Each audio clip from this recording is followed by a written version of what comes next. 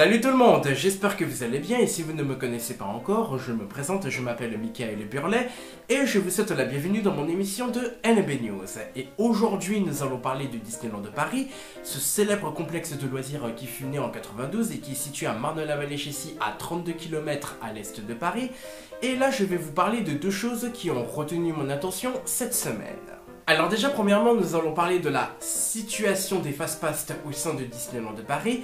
D'ailleurs, pour tous ceux qui n'ont jamais mis les pieds au sein des parcs Disney, pour vous résumer, un fast-pass, c'était un dispositif sous forme de ticket qui a été conçu pour ne pas faire la queue et de réduire son temps d'attente au maximum. D'ailleurs, si vous souhaitez obtenir des renseignements pour savoir quelles étaient les attractions qui avaient ce genre de système, je vous ai mis le lien dans la description.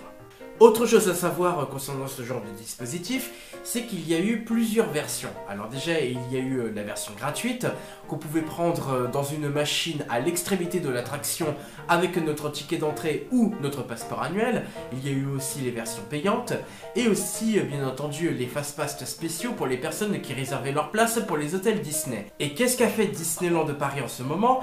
Eh bien, ils ont décidé justement d'enlever le système fast-pass des deux parcs et ont décidé de les remplacer par deux nouvelles applications. Il y en a une qui est gratuite, il y en a une qui est payante. Je vous explique. Alors déjà, la version gratuite s'appelle le Standby Pass.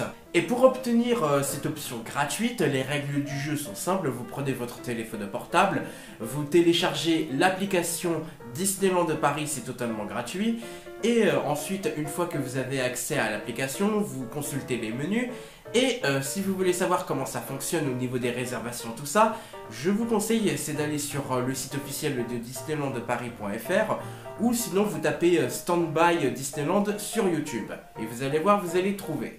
La deuxième option, c'est Disney Premier Access qui sera payante. Et il faut savoir que les prix peuvent aller de 8 jusqu'à 15 € par attraction. Oui, c'est énorme. Bon, maintenant que je vous ai parlé de tout ça, nous allons parler du deuxième sujet. Et si vous voulez savoir de quoi je parle, je vous donnerai rendez-vous dans une prochaine vidéo. Et surtout le plus important, de vous abonner à ma chaîne, tout en partageant et en likant cette vidéo. N'hésitez pas à parler de LMB Dynamique autour de vous. Et surtout le plus important, n'hésitez surtout pas à consulter mon site internet de lmbdynamique.fr avec de nouveaux services qui arriveront très bientôt. C'était Michael Burlet pour vous servir et je vous dis à très bientôt. Ciao!